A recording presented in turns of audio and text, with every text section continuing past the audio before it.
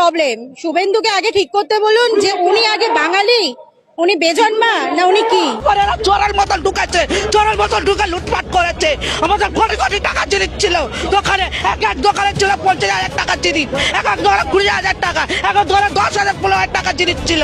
হ্যাঁ, চোরের মতন ফেলবে গেল, ফেলতে গেলে আগে থাকতে বলবে দোকানদারেদের।